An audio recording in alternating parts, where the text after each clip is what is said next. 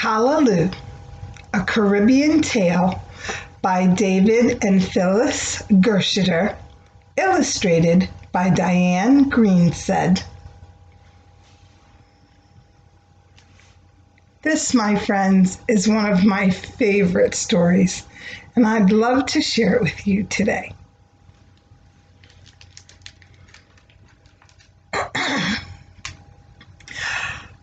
"Lunchtime," said Granny, "and me belly bawling. But her cupboard was bare, no flour on the shelf, no sugar, no salt, no money in me purse either, and no one in Market Square giving away free food," Granny said.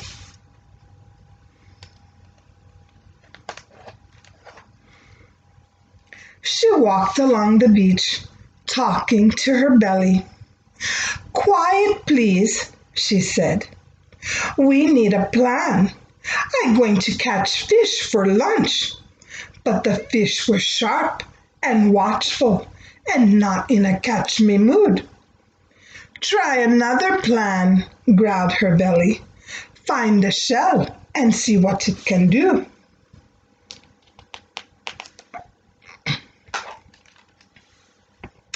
Granny looked for a shell.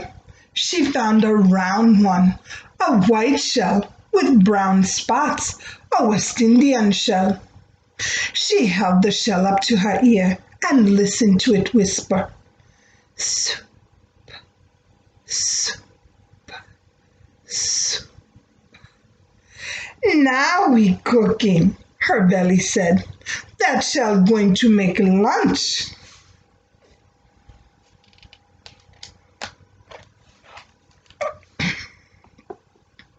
"Yes, this shell magic," Granny agreed, and she ran off straight away to Market Square, crying, "I find it! I find it!" "What you find?" the market ladies asked. "A magic shell. It can make soup. Bring a pot of water, set the water to boil, and I prove it."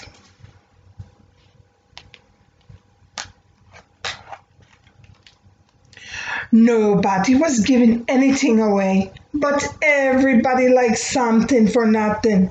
So two men fetched a big iron pot, and two women filled it with enough water to make soup for everybody in Market Square. The coals got red hot, and when the water began to boil, Granny threw her shell into the pot. "Show the folks what you can do," she told the shell. "Make a pot of Kallaloo." Granny leaned over the bubbling water, and the shell talked to Granny, and Granny talked back. "What you say, shell? The soup almost ready. But you say it need a bit of salty meat to help the flavor."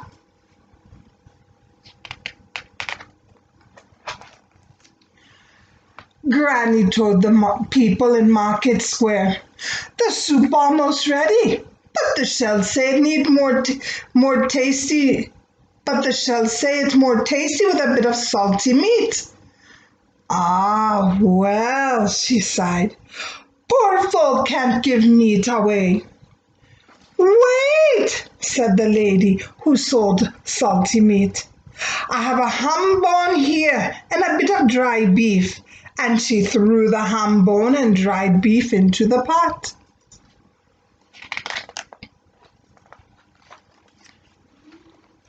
When the water boiled up again, Granny spoke to the shell.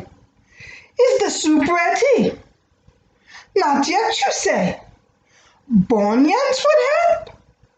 "Oh, not bunions, onions." "The shell say the soup almost ready," she told everyone. "It's more tasty with some onions, but I know poor folk can't give onions away."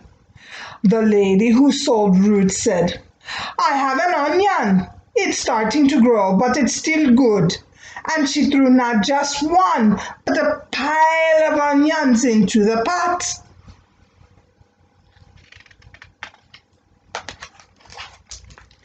Granny spoke to the shell again. "It time to eat yet?" "What? Now what you wish for? Fish and crab, you say? That asking for the moon. Poor folk can't give fish and crab away." A fisherman fished around in his wooden wire trap. "I have fresh fish here," he said, "and blue crab too." Everybody helped throw the fish into the pot.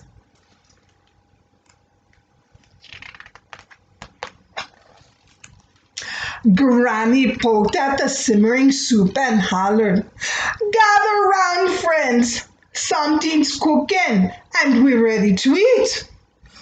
"Oh no, what now? You hear that?" The shell suggesting spinach leaf for pretty color. But all we know, poor folk can't give away green leaf vegetable. "Green leaf vegetable," repeated the lady selling vegetables. And she threw some spinach and celery into the pot, and a bunch of thyme and parsley too. "Look at that! It's magic! Kallaloo for true!" Granny said, and she tasted a spoonful. Beautiful, thick green soup, fit for lord and lady, the governor, the prime minister, even her royal majesty, the Queen of England.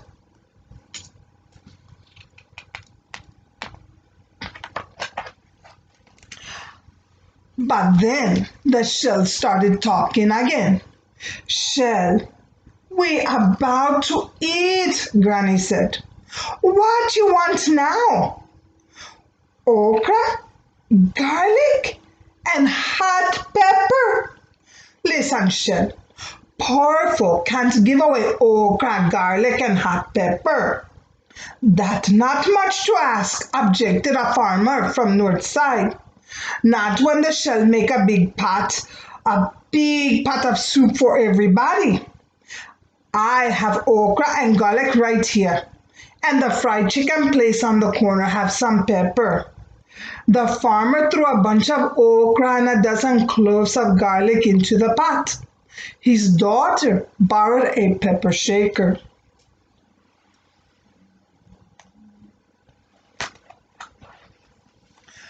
Granny tasted the soup once more. "Shell," she said, "you done yourself proud. This the best Kallaloo I ever taste." The aroma of bubbling Kallaloo filled the air and drifted around the corner into the fried chicken place. The cook there came running out to see what was cooking. Granny offered her a spoonful. The cook licked her lips. "That the best Kallaloo I ever taste," she said. "Only one thing missing." Granny was so surprised. She yelled at the shell, "Shell, you forgot something." The shell did not speak. "The shell not talking," she said. "Please, miss, tell me what missing."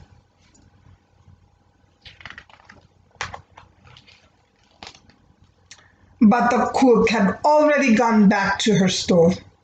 "What's the soup missing?" repeated the people in Market Square. "Fuji!" And out came the cook carrying a big bowl piled high with cornmeal fungi. "You know I make the best fungi around here," she said. "No seashell, even magic seashell, make better fungi than me."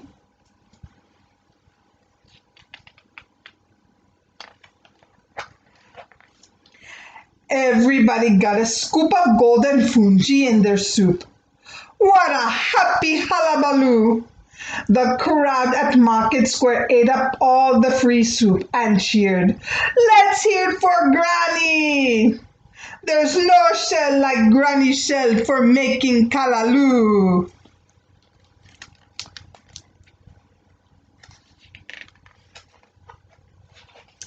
Granny patted her belly.